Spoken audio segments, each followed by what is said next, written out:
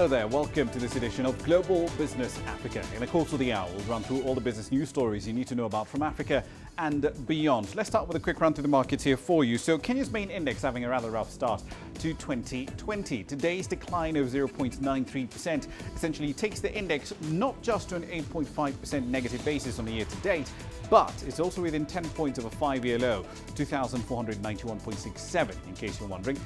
If the February 27 trading session is anything like today's, we'll have a new 5-year low in the next 24 hours. Now, in contrast, the top 40 to JSE, essentially a little bit lower, 2.6% lower on a year-to-date basis. The main board index in Nigeria, barely 0.5% higher so far in 2020. Here's what's coming up tonight. South Africa plans to cut its public sector wage bill as the deficit widens to a near 2-decade high. We'll explore the damage being inflicted on China's service sector by the coronavirus outbreak. And bottled and boxed wine may soon be a thing of the past in South Africa. Prepare to get your pint in a can. We'll explore that and plenty more in the course of the hour. But let's start tonight in South Africa, where the highly anticipated 2020 budget has finally been tabled. Now, some have described this budget as one that may please investors and ratings agencies, but it will certainly set the stage for an interesting showdown between the government and labour unions. The Finance Minister, Tito Mboweni, has proposed cutting the public wage bill by over $10 billion over the next 3 years. Now, unions are vehemently opposed to any changes to the current wage agreement, which ends in 2021. The minister also argued that a sharp slowdown in economic growth and high demands for support from state-owned entities, like Eskom in particular, could result in the country's highest budget deficit in at least 2 decades. The deficit as a percentage of GDP is forecast to expand to nearly 7% in the fiscal year that ends in February 2021. Treasury also forecasts economic growth of just 0.9% this year, compared to a prior forecast of 1.2%. All right, I think quite a bit to get through in the budget speech from Tito Mboweni today. So let's head over to Johannesburg. Dumbiso Hadebe is an economist and the director of Pax Africana Holdings. He's live in Johannesburg with us tonight. Thank you very much for your time this evening, sir. What are your initial impressions of the policies proposed by Mr. Mboweni today? The Minister of Finance, Tito Mboweni's proposed budget today was an interesting trade-off. It was an interesting trade-off in the sense that it demonstrated or illustrated the drive to sort of stabilize South Africa's macroeconomic fundamentals. We would know quite well that inflation has been quite weak over the recent past. Inflation and unemployment has been on the rise. Household consumption and gross fixed investment has not been quite significant. I think in these current forecasts over the medium term, it has been below 2%, of which in last year's forecasts they were north of 3%. But I think there were also some interesting trade-offs with respect to personal income tax reforms, some relief to the extent of around 2 billion South African rands, so as to encourage spending. And we've seen that being received quite well in South African stock exchange market, particularly in consumer stocks such as Shoprite, which have received that quite well in the hope that this will improve consumer spending in the South African place. You've quite rightly mentioned that, of course, it has not been received well by labour unions in South Africa. The foreseeable 160 billion South African rands wage cut so as to reduce government expenditure with respect to public sector wage bill, and that will continue to be something that I believe the labour unions will detest. Indeed, but the Finance Minister, just to get a handle on those numbers, he wants to cut the public wage bill by nearly $10.5 billion over 3 years. So beyond just freezing wages or tearing up the contract that he has now, this wage agreement up to 2021 with unions, what else can he do to contain the public wage bill as a percentage of total spending? Ultimately, you can only cut out cut down the public sector wage bill to a certain extent. What needs to happen here is to reignite growth in the South African economy, because ultimately then we would face a situation where it would be an instance of consistent and perpetual austerity, which is something that the South African government would not want in this particular instance. And so today in his budget, in working together with the Minister of Economic Development and Minister Ibrahim Patel, they tabled what they refer to as their reimagined industrial policy. Now, this reimagined industrial policy focuses on a number of economic policy interventions, such as making the availability of broadband and spectrum to ensure that there's increased mobility and connectivity for South Africans. As of course we've seen with numerous empirical data that a 10% internet penetration in a region correlates with 1% GDP growth. In addition to that, additional business incentives and investment tax incentives to attract both domestic capital and international capital to drive investment. We've also seen a specific targeted focus on sectors such as agriculture and tourism, and ensuring that the ease of doing business in those sectors are indeed pronounced. And fortunately, this is also at the back of a stable banking and financial services system in South Africa, which could support that level of growth. Indeed. So debt service, let's focus on that as well, because it's the fastest growing element of public spending. It's also the third largest, I believe, after education and healthcare. Can that be feasibly reined in? Because over the long run, we're looking at more bailouts for companies as diverse as Eskom and Denel. Indeed, the South African state-owned enterprises continue to serve as a major fiscal risk to the South African fiscal position. And over the medium term, over 129 billion South African rands have been forecasted or apportioned towards state-owned enterprises. And of course, with what is currently happening in terms of the reforms at Eskom, with the present CEO stating that they're undertaking a campaign over a period of 18 months to restore the reliability of the machinery and equipment in Eskom, to ensure that electricity is indeed reliable, will have either a negative or a positive impact on South Africa's fiscal position, provided that the campaign goes forward as anticipated.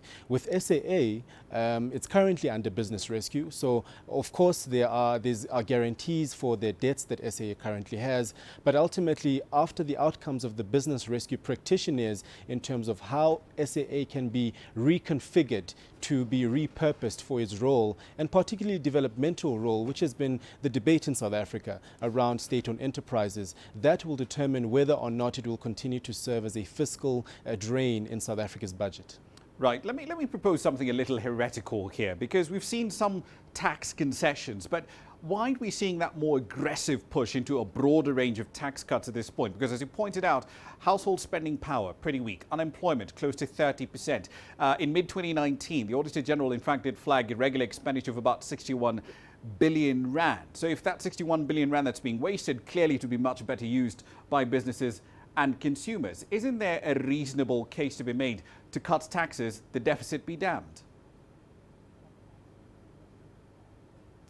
Well, that could have been potentially the case. However, remember again, this has been a trade-off around generating revenue at a time when the South African Revenue Service in the recent past had somewhat lost some of its capacity to be able to crack down on illicit trading, to collect revenue from that instance. And I think in the short term, the trade-off was really ensuring that we're able to recuperate as much revenue as possible, and also containing the budget deficit in South Africa in light of March 27th Moody's ratings outcome, so as to ensure and give confidence to the market that South Africa on the one side is reining in on the drive for fiscal consolidation, but at the same time it's able to balance it out by having some reprieve in terms of its tax proposals. But unfortunately that reprieve cannot be broad-based, because there would be too significant of a concession on the revenue side. One last question for you. Do you think there's room for another rate cut by the central bank, at least if not in the first half of the year, maybe in the second half? Certainly. I think based on the position of the South African Reserve Bank's Monetary Policy Committee, the quite previous one, and the recent inflation numbers in South Africa, where core inflation stands at 3.8%, headline inflation is at 4.5%, which is at the midpoint of the South African Reserve Bank target range of between 3 and 6% of inflation. According to its quarterly projection model, the South African Reserve Bank is anticipating to have another 25 basis point rate cut in the fourth quarter of 2020, which is something that the Minister of Finance, Tito Mboweni, today highlighted could be one of the areas or factors that would enable or reignite spending in the South African retail market. All right, we'll leave it there for the time being. Thank you very much for your input this evening, Dumiso. We appreciate it. Now, still in South Africa, Meeting Africa, it's a gathering that hosts the continent's largest business tourism entities, is underway in Johannesburg. Attendees discussed ways in which tourism can be used as a gateway to further investment in South Africa as well as the rest of the continent. CGTN's Yolisa Njamela was at that event. She filed this report. Meeting Africa showcases Africa's diverse offering of services and products, where African associations and African meetings industry professionals can partner to help transform the continent. The gathering provides the perfect business platform to present products, services, and brands to senior decision makers, buyers, and influencers, to also meet local and international professionals from the meetings, events, and business travel industry. Meetings Africa is an event that also provides a comprehensive panorama of the travel industry here on the African continent. Delegates from across the globe have assembled here as Team South Africa tries to attract corporates to host their business events in South Africa. This is largely an attempt to expand the South African tourism industry in order to expand the economy and unlock job opportunities. Touted as the next frontier for economic growth and development, Africa will have to harness the growth potential of the tourism sector to make this prediction a reality. Ladies and gentlemen, this sector can help the continent continue its inevitable march towards sustainable growth, and inevitably this growth trend for a 1.2 billion person market is irreversible. There are over 300 exhibitors from 20 African countries showing what they can offer here. The number of exhibitors and buyers attending Meetings Africa keeps rising, a sign that we are definitely headed in the right direction. More importantly, the growth in numbers is an indication that African stakeholders are willing to come to learn from each other and strike partnerships that are mutually beneficial. Panelists discussed possible avenues that could unleash the full potential of the tourism industry, allowing it to grow the country's GDP. Africa has changed and continues to change for the better. Today, Africa brims with promise. Africa is a wonderful continent of diverse people and vibrant cultures, with many African countries making remarkable economic strides in the past few years. The business events sector remains crucial to tourism and South Africa's economy and is currently valued at 150 billion rand, while directly and indirectly sustaining more than 250,000 jobs. Yolisa Njamela for CGTN in Johannesburg, South Africa.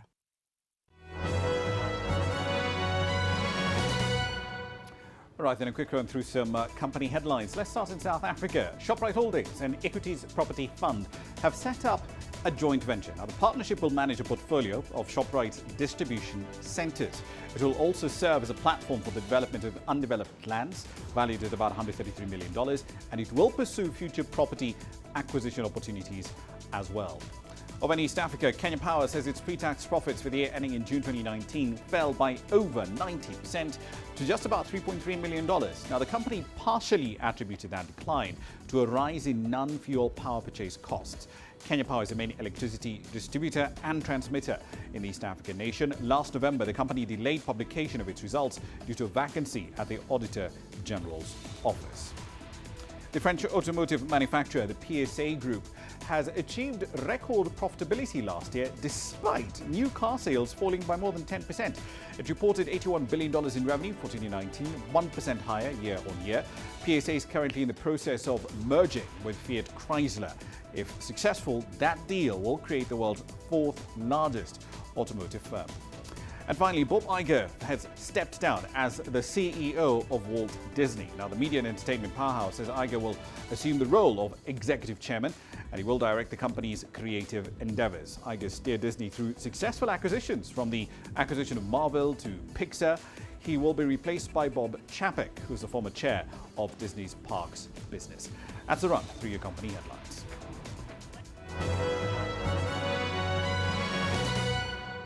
You're watching Global Business Africa. Here's what's coming up next.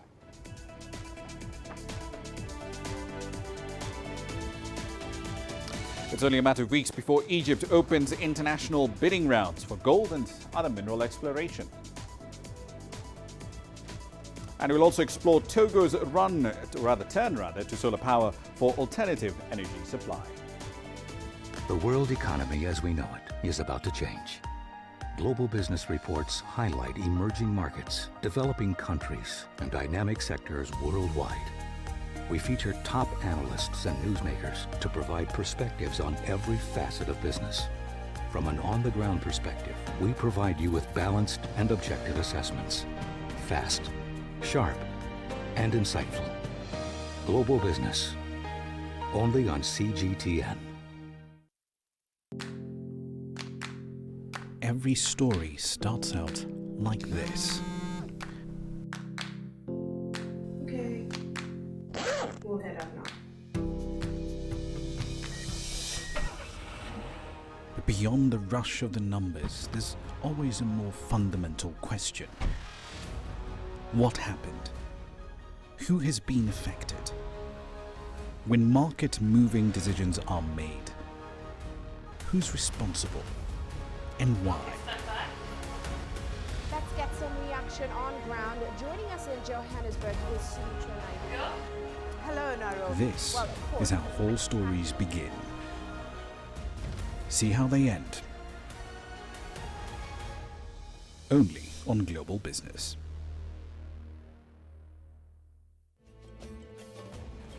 There's more to this place than just glorious landscapes. There's more to it than just, say, Table Mountain or glorious, endless salt flats. There's more to it than countries that are home to some of the deepest mines in the world. There is so much more to this place, even if it is home to some of the finest diamonds on the planet. It is the sheer diversity of the people who call Southern Africa home, and the relentless drive to make it a better place that make it so special. And we know that because this too is home.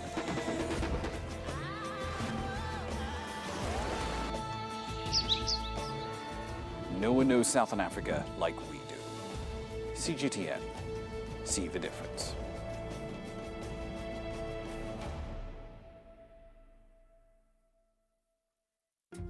Africa is the nexus of enterprise, and Global Business will tell you why it matters. From the mega investment projects to multi-billion-dollar mergers and acquisitions. Africa today collects, just in terms of revenues from taxes alone, $545 billion a year. If you take 10% of that and you devote it to the energy sector, problem solved.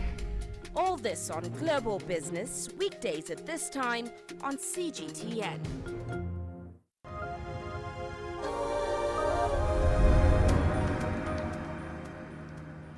Welcome back to the program. On to North Africa now. Egypt plans to launch an international exploration round for gold and other minerals just next month. Now, investors will essentially be bidding on blocks that will be awarded to them within 4 months of the big bid round being launched. This comes after the North African country issued new regulations that essentially appeared to eliminate the need for mining companies to form joint ventures with the government and to limit state royalties to a maximum of 20%. Now, the country's eastern desert is believed to be highly mineral rich, partly because it forms part of an area known as the Arabian-Nubian Shield. That shield is a geological feature that stretches from Saudi Arabia and Yemen in the east to Sudan and Egypt over in the west. All right then, so let's dig into the details of exactly what this bidding round might hold. CGTN's Adel El-Marouki joins me now with more data on the story from Cairo. So Adel, just last month, as we mentioned, mining regulations changed to remove a couple of requirements, like that one to form a joint venture with a state. Were mining companies complaining that these were essentially impeding their ability to invest in Egypt? This is what the government believes. Since the 1950s, the rules or regulations and laws regulating mining in Egypt have not changed. The first attempt to change them was in 2014 when President Sisi came to power. And still, further amendments needed to be done. Another round of amendments happened in 2018, but Egypt, according to the Petroleum and Mining Minister, Ramah Nyang, he said that no investors still applied after the 2018 amendment. And finally, they have introduced the latest, and they believe that strongly should encourage investors to come in. There is a test already on the ground with a gold tender or a gold bid for companies to apply for. It will be stretched for 4 months to give time to companies across the world to review the requirements and apply for that tender. So from March 15 until July 15, that's the first tender. And according to Al-Mullah, every 4 months, another tender will be offered for the country. And in general, what the main attraction points for Egypt, or that Egypt believes in, is that they're going to cancel the production sharing agreement, and they will shift to having a minimum royalty of 5%, specifying income tax of up to 22.5%. And they believe that these regulations would encourage mining companies in general to just jump in. And to give you just a quick indication, the only operating gold mine, El Sukari, in Egypt, the local mining authority has a share of about 50% of the production itself. Right. So gold, though, I mean, has been mined in that area for the better part of millennia, as far back as the reign of Ramesses II, for instance, even going back to the days of Cleopatra. Gold has been there for quite a while. But what other mineral deposits are we looking at potentially in the Eastern Desert? Well, in general, all over Egypt, iron is quite stretched all over the country, even in the Eastern Desert as well. And derivatives from iron that would go into other metals like titanium, like magnesium. Phosphate is very popular and is one of the minerals in Egypt that has both availability and very good economic production. For instance, last year, Egypt produced about 4 million tons of phosphate and exported them. That's an average of $1.5 billion worth of phosphate. Magnesium is quite lucrative. There are few coppers as well. Quartz is also quite available in silica, very rich in silica Egypt is, and that is used for optics, and also the refined silica with higher percentages in quartz that will be later used for developing solar cells. These are generally what Egypt is popular for, but it seems that from the press conference that Al-Mullah held this week, that he believes the companies that will try to approach Egypt might help out Egypt to explore more of its hidden minerals. Basically, before, Egypt would specify a certain area of land and specify a specific mineral that it wants companies to explore in that area. But that's not happening anymore. The new amendments will give a total area of 56,000 square kilometers of area. Companies interested in Egypt would specify which areas they want and what kind of activity or operation or research and search for minerals they want to happen in that area. So there's a lot of flexibility, and Egypt believes that could boost its current, first of all, its current acids of minerals, and turn later on to have complementing industrial projects that will turn these raw materials into end products. For example, phosphate, one of the plans for Egypt is to have factories that would produce phosphoric acid and therefore increase the incentive or the revenues coming from that ores that is coming from the Egyptian ground. Okay, one last question for you, and you've covered this in a bit of detail. Egypt, of course, is still dealing with a bit of an insurgency up north in the Sinai Peninsula. That's relatively close, at least to the northern end of the Eastern Desert. To what extent is that situation of insecurity over there a deterrent to mining companies? Well, in terms of business-wise, foreign investments are usually quite reluctant and easily scared off because of such acts. But logically, the Sinai is an absolute isolated area from the rest of the Egyptian mainland. It is surrounded by military all over. The entrances to the Sinai in and out are very limited and all heavily controlled. The Eastern Desert is quite far. I mean, geographically, there's only the Red Sea between the Sinai and the Eastern Desert, but still, it is quite a far area and very secured. We're talking about the area that has touristic resorts like Sharm el-Sheikh, Marsa Alam, El Gona, etc. So in terms of security, it is very well secured. It stretches all the way to the south, and Aswan and Luxor also touristic destinations, and therefore the issues of security are not a big deal. But it is quite rich, and when we talk about gold, for instance, tribes in the desert have been known to be mining for gold with just primitive equipment, Ramah. They just get simple metal detectors and go to the eastern desert, and they literally dig out gold from that desert. So it seems that the riches might be more tempting for investors to come into the eastern desert, especially if we're talking about the file of managing and exploration and getting out gold from that part of Egypt. Indeed. We'll see how this plays out. Adel El-Marouki in Cairo, thank you very much for your input. Now then, let's move on to West Africa, where Nigeria's recorded some pretty decent GDP growth numbers, the highest in fact, ever since it got out of a recession in 2016. Data from the country statistics bureau indicates that there was growth of 2 and 2.27% rather. The IMF, however, still has a less than rosy growth forecast for 2019. It cut it down from 2.3% to 2%. Here's CGTN's Deji Badmus with the numbers. A number of analysts had prepared for the worst when the IMF cut down its growth forecast for the country back in January last year. But contrary to that forecast, Nigeria Statistics Bureau now put the growth rate at 2.27%, propelled by a GDP growth rate of 2.55% in the last quarter of 2019, the highest since the recession in 2016. In the last quarter of the year, we see a heightened level of economic activities. We also see a lot of diaspora remittances and people coming home with foreign currency, spending more money than you would normally spend. So you normally see a lot more economic activity in the last quarter of the year. Also, the last quarter of the year coincide with the peak of the harvest season, which also shows that agricultural performance, if the weather was good that year, it's always higher in the last quarter of the year. So I expected a higher GDP figure in Q4 2019, I may not have expected as high as 2.55%. In the last quarter of 2019, the oil sector recorded an average daily oil production of 2 million barrels per day, indicating an increase of 0.09 million barrels per day over the daily average production of 1.91 million barrels per day recorded in the same quarter of 2018. This means oil production remained consistently at above 2 million barrels per day all through 2019, driving up the real growth of the oil sector.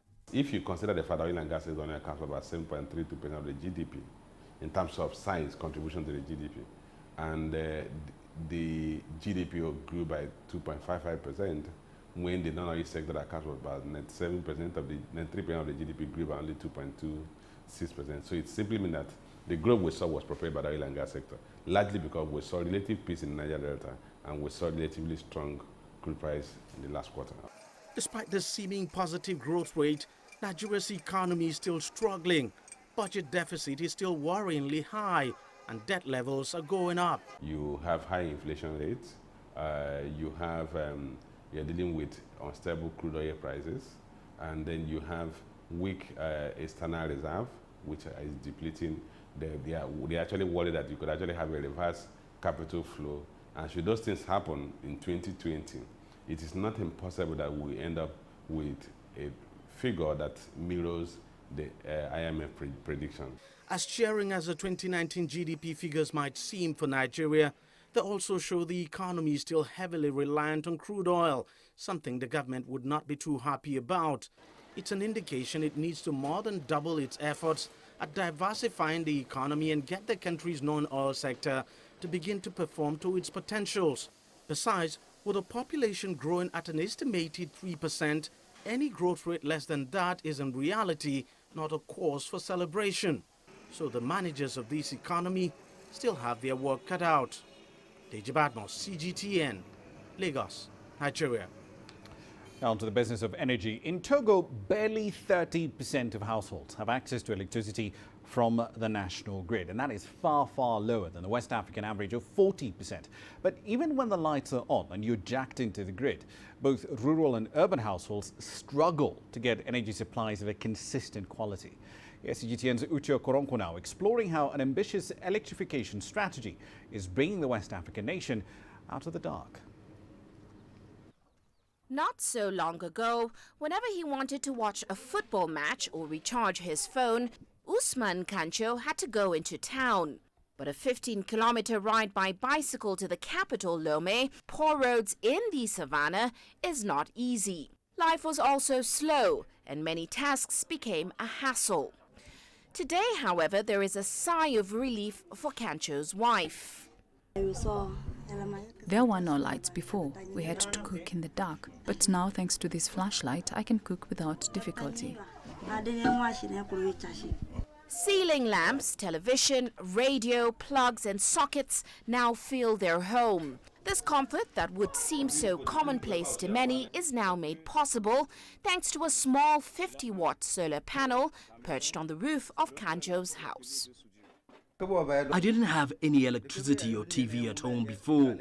I had to watch the games in town. Now I can watch them at home. In the evenings, we meet up in front of the TV with the kids. It has made a big change in our lives.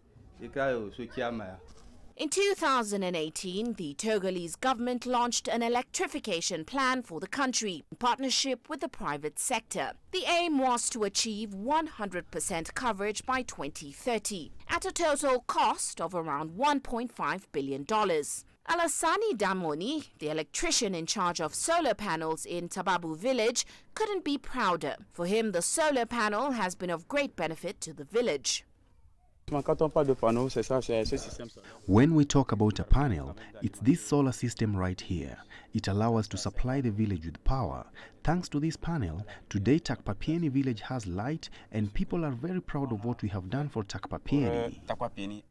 Only 30% of Togo's land area was connected to electricity between 2016 to 2017. But today, it's close to almost 50%. With renewable energy, the West African economy aims to facilitate the growth of its SME sector. The goal is also to provide access to electricity for its 8 million inhabitants, even in the most remote areas of the nation. Uche Okoronkwo, CGTN. You're watching Global Business. We're fast approaching 18:30 GMT. Here's what's coming up next.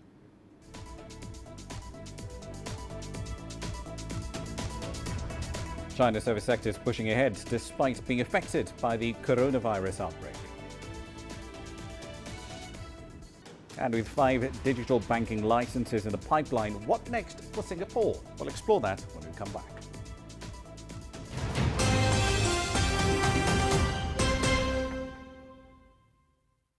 Business in Africa is at a crossroads.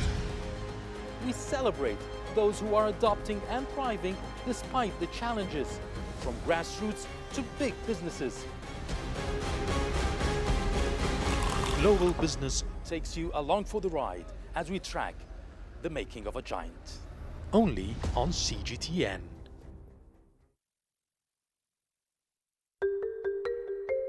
How will your world change today? What happens here? What happens there? Or what you make happen for yourself? If it matters to you, it matters to us too. Your stories are the stories that need to be told. Africa Live. Find your voice.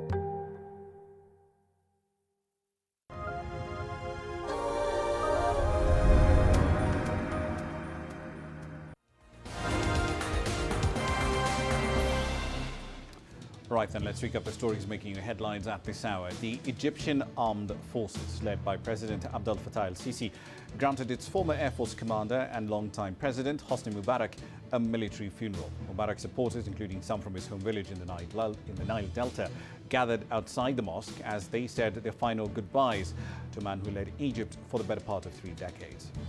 The East African region continues to struggle with a severe locust invasion. Now, there are growing concerns that the situation will greatly affect food production. In southern Ethiopia, where early rains signaling the start of the planting season have started, farmers cannot plant because of these swarms. In the meantime, in Uganda, a new swarm of locusts has invaded the country from the north after sweeping through regions in the east. And a fast-developing situation in Europe, where nearly 400 cases of COVID-19 have now been confirmed, with 12 dead so far. Italy has the highest number of cases outside Asia. France has also reported its second death, while in the Middle East, Iraq has closed schools and told its citizens to avoid crowds in an attempt to stop the virus from spreading from the neighboring country of Iran. This comes after family of 4 became the first Iraqis known to have caught the disease. That's a run through your headlines.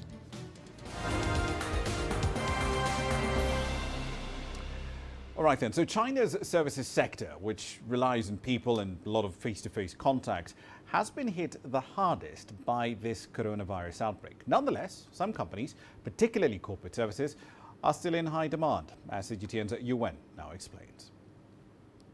Most foreign banks in China have announced easier financing terms for corporate clients during the epidemic.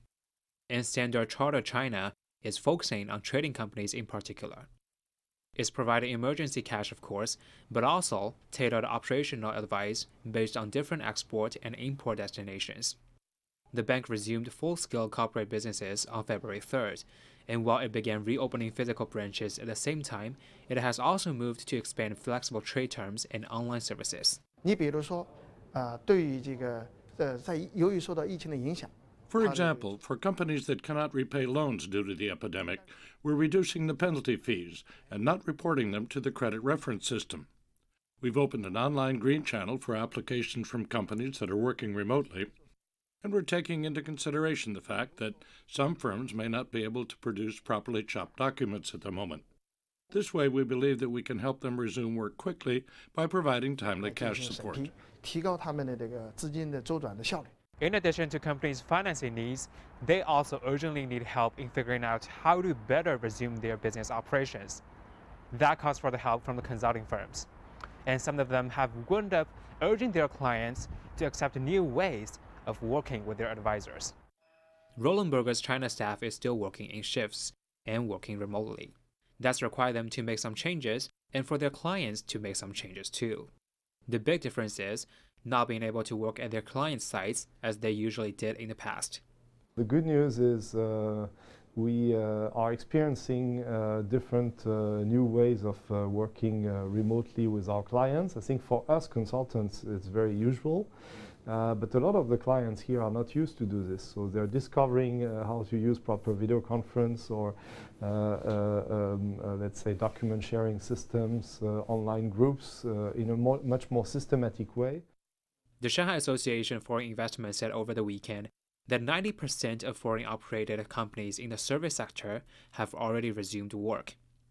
To help micro and small-sized enterprises, China's Banking and Insurance Regulatory Commission has instructed banks and insurers to take multiple measures, including cutting lending rates for small businesses by 0.5 percentage points from last year and waiving extra interest charges on overdue loans.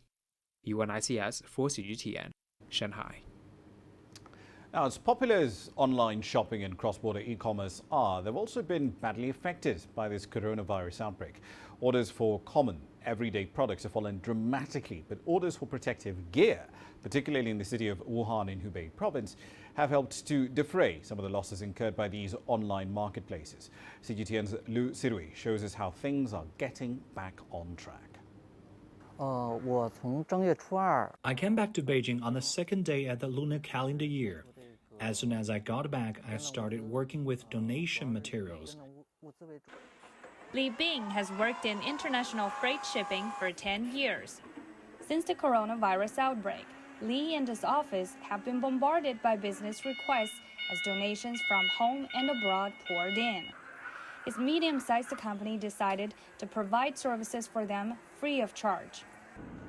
In direct contrast to how busy it's been with the epidemic, regular business has grinded to a near halt.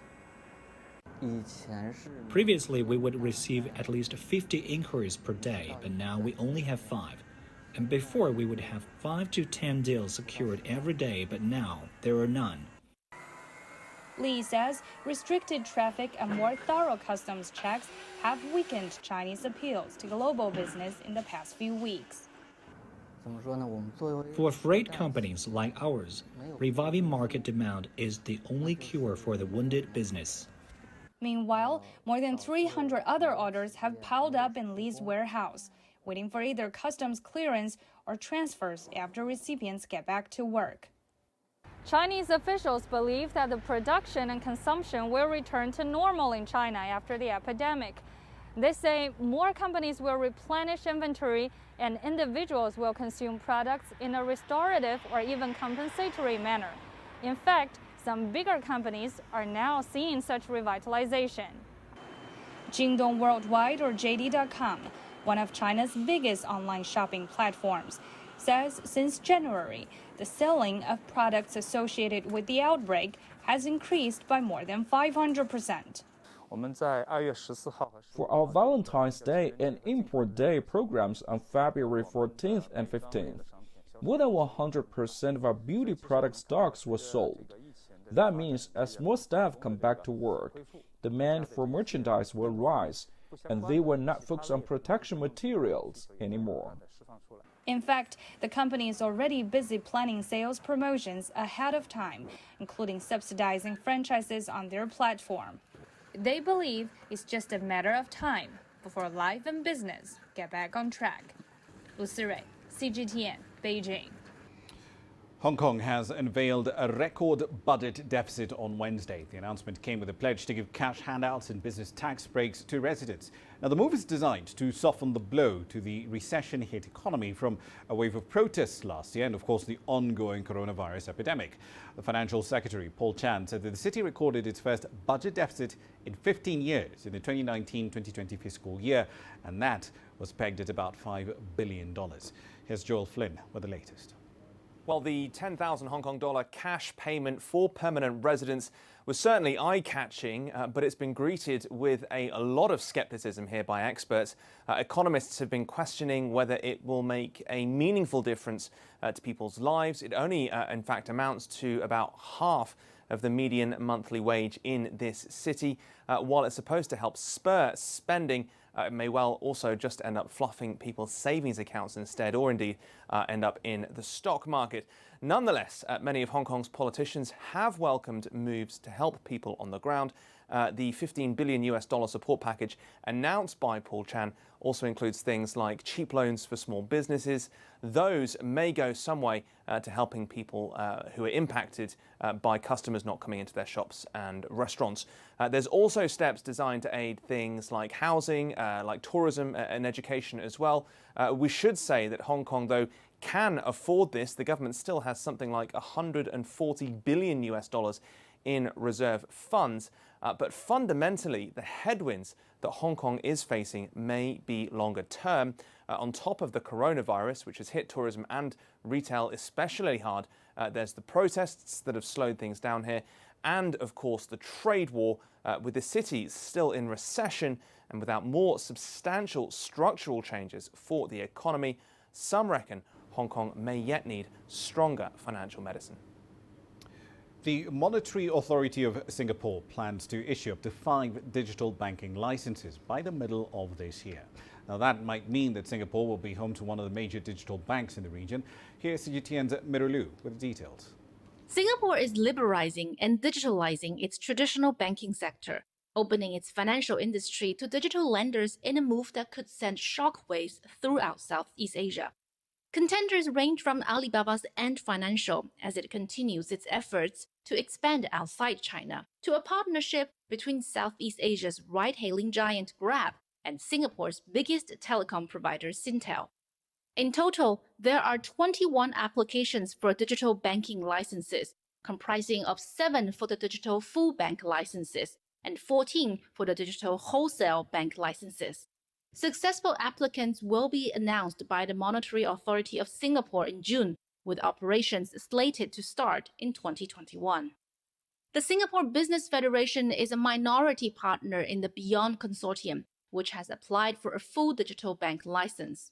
We have 27,000 members. Most of them are SMEs, and we know from our regular surveys of our members that though in Singapore we are very much well banked, some of our SME members do have financing difficulties. With the US-China conflict, the situation has gotten a little worse. More of the companies, particularly in construction, retail, are facing cash crunch because of the trade conflict. Zenon Capron, founder of Capron Asia, a financial technology research and consulting firm, believes that a differentiated value proposition is important for new digital banks entering the market. It's really going to be that focus on niche areas of the market that are underserved by the traditional financial industry that will be the marker of success for any of the entrants into the digital banking space. I think what's really interesting is some of the platforms like the Grab, Singtel, and Ant Financial that are coming with platform plays that are much more than just financial services, but have other products and services that they're bringing to market as well. What's more exciting for the players is that outside the financial hub of Singapore, underbanked or unbanked consumers in other developing Southeast Asian economies offer attractive opportunities. Once Indonesia moves forward with digital banks, or indeed as some of the Singaporean or Hong Kong digital banks expand their footprint, I think that's really where we'll see a lot of impact, and that's really where the opportunity is. China is a great example. I mean, with Ant Financial's My Bank and Tencent's WeBank, we've seen them bring hundreds of millions of individuals and companies into the economic fold. Market observers also noted that the new coronavirus epidemic might push more consumers towards digital banking in Singapore. Yet the country is already well positioned as a fintech center with favorable infrastructure, regulations, and talent, which could help local digital banks succeed domestically and possibly springboard from the little red dot into the blue ocean of Southeast Asia. Miro Lu, CGTN, Singapore. Right, then a quick run through commodities and American equities for that matter. So the Dow Jones and the S&P 500 are essentially, the Dow Jones and the Nasdaq both in the red, down about 0.6 and 0.3% respectively. The S&P still positive so far in the trading session. We'll see if that lasts throughout the rest of the day. Brent crude continues its decline so far this year, down 16% at 16.16 GMT. 54.79 a barrel. Soft commodities have also seen a similar decline so far in the year. Coffee for instance down at least 16% on one futures contract. But gold's strong streak of gains in the first quarter, that did pause on the 24th of February. But even at 16.37 an ounce, it's still above a 7-year high. Here's what's coming up next.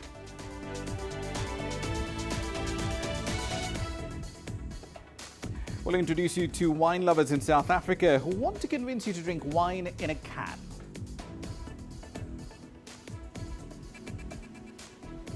And we'll pay a visit to a village where residents are keeping one of Togo's oldest trades alive and well. Images may appear to be identical, but looks can be deceiving. The difference is not always obvious. It has to be discovered. There are always different sides to a story. We put the focus on the details. To see more, to understand better. CGTN. See the difference. The greatest journeys. The greatest sights. The greatest adventures.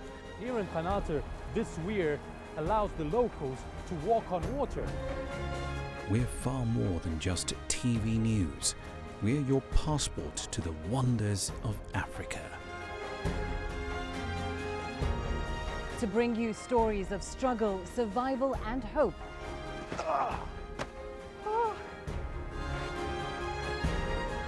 So let's explore.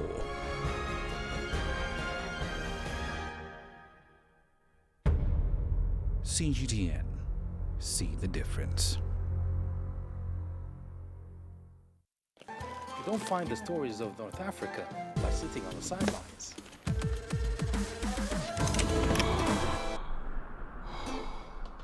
No one else will take you where we can in North Africa. And no one else will show you what it's all about. CGTN. See the difference.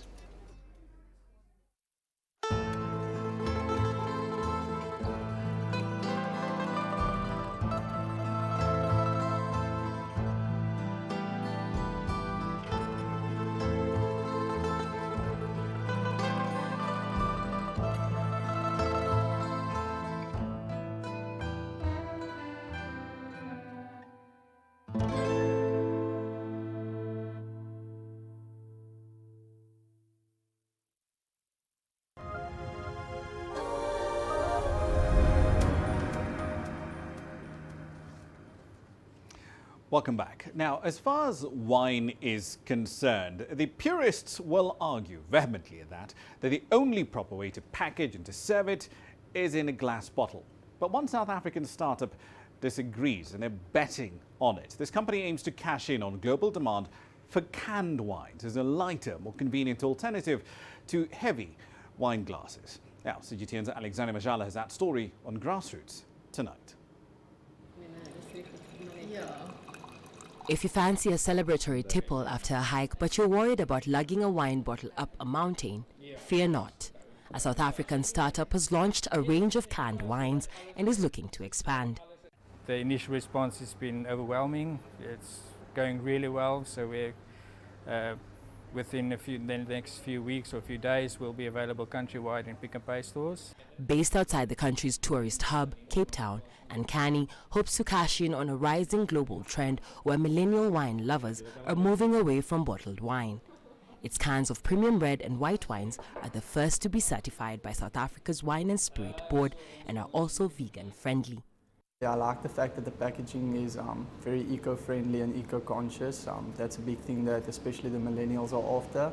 And also it's very convenient. I mean, if you're a group of friends, each one can just get handed a can, and I think that's very nice. While the company is first targeting a domestic audience, it does want to crack at the lucrative export market. There, it could win a slice of an industry that is expected to be worth $400 billion by the end of 2023. We're very close to exporting to the US, where this market is well established, and I think the European market is especially responsive to our the benefits that we add on our product, which is no sulfur added and vegan friendly. That together with the eco-friendliness of packaging in a can, which far lowers your carbon footprint of the consumer. South Africa produced more than 820 million litres of wine in 2018, making it one of the top 10 producers globally. Africa's most industrialized economy recorded total sales of about $1.7 billion in 2018. Ankani sells its 250 milliliter aluminium can for around $2.67 each, using popular Chenin Blanc and Merlot grape varieties. It expects to launch a Pinotage Rosé soon. Alexandria Majala for CGTN. Well, it'll be interesting to run a poll and see if the purists would actually win that particular fight. On to tech now. It's becoming increasingly important in Africa's agriculture sectors. Population growth and climate change continue to threaten food security. As we speak, for example, millions face possible starvation in Southern Africa. Zimbabwe is one particular hotspot. East African states, on the other hand, are battling massive locust swarms not seen in nearly a century. And they have decimated vegetation across Ethiopia, Somalia, Kenya, Uganda and South Sudan. Here's CGTN's Julie Shire now, exploring how some of the latest tech in the market can tackle these problems. Mechanization has been slowly changing the face of agriculture. High-tech tractors, equipment, drones and farming methods are being used to optimize food production. Riser is one of the many cost-effective applications showcased at the Agritech conference in Pretoria. It's being used by small farmers to monitor the weather and keep a check on their farms. It allows our customers to remotely detect, what is happening in their fields through satellite images. It has a weather platform that's provided by a Canadian Space Agency, which gives farmers very detailed records of what is happening in terms of the weather on their farm. Africa is heavily reliant on agriculture. It contributes 30% to the continent's GDP. But there's little protection against the changing weather, mass pest invasions and disease outbreaks. It's hoped data-driven tools may offer some predictability to allow farmers to plan. This is a problem with the infrastructure itself. You can see a circle forming in the middle of this field. And typically, the lines that is going out like that is typically where your pivot has stopped and it put down additional water. So now the growth is stronger there and it's not even across the field. Here's a patch where there is typically less water being put down. That could potentially be an area of sandy soils where the retention of soil moisture is not as good, but this is typically where a farmer can then decide what does he want to do with this area. I have to understand how can I get the best yield from the different harvests, and that means knowing where to water, where to spray my pesticide so I don't just do a blanket spray. The other part is understanding the health of my livestock. make sure I understand where they graze, where they are. We use similar technology to then share data around where their cows have been spotted. Technology is transforming the way small and commercial farmers manage their operations, but for those who aren't in mainstream crop or livestock farming, are still doing things the conventional way. Moringa farming, for example, is labor-intensive and highly specialized, but it has to be done by hand. It's a lot of time that we need, especially because you individually have to take out the leaves one by one. So it's time consuming, can take almost the whole entire day just to do about 5 kgs of the moringa leaves, where we have rooms and we just dry the moringa. But we're looking for something that can be a bit faster in the drying. For most of the industry, however, digital aids have become vital. The sector is also calling for more energy-efficient systems that will address water and electricity shortages, which has a huge impact on farming. Julie Shara, CGTN, Pretoria, South Africa. Now let's shift focus to northern Togo, where an ancient trade has been around for centuries. The village of Chare, located in the Kare region, is home to numerous forgers who use techniques handed down over the centuries. CGTN's Astatal explores their art in this report. With a prong in hand, Kao Kofi plunges a scrap of metal into the hot fire. Like his father and grandfathers before him, he's about to forge metal. Here in the hills of Chare, their unique way of forging metal has existed for centuries. This is an ancient system. Nothing's been modified. Indeed, little has changed. Kao and his brothers still use stones to beat the metal into shape. Their surrounding natural environment is used to construct most of the forgery. Their trade still remains the family's main source of income. Farmers around the village use the metal heads to farm on the rough, hilly terrain.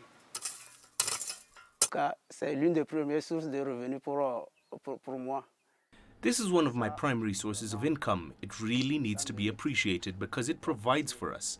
Due to this, I'm able to support my family.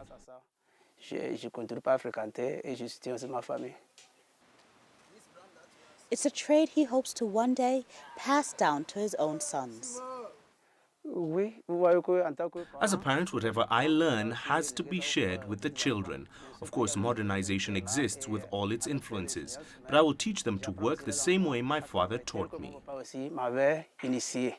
Though he prides himself in keeping up the ancient trade, Kofi has dreams of modernizing the process, making it safer and more efficient. Astatal for CGTN in Chare, Togo. All right then, so let's run through the currencies here for you. Just one focus in this instance, South Africa's rand. It started 2020 on a pretty weak note. It actually had fallen by around 8% out of the 2020 budget statement from the country's finance minister, Tito Mboweni. Now, a month from now, Moody's will decide whether or not to yank the country's remaining investment grade rating. That's when the next proverbial shoe might essentially drop if it's not been priced in altogether. The currency did recover some of the losses posted early in the session, though, but not really by much. It was barely 4 cents higher at around 16.24 GMT. That's it for tonight's edition of Global Business Africa. As always, we'd like to hear your thoughts on the content you've seen on the program in the last hour. The many ways to get in touch with us, all of them on your screens right now. I'm Ramah Nyang in the Kenyan capital, Nairobi. Thank you for your company in the last hour. The World Today is up next from Washington, D.C.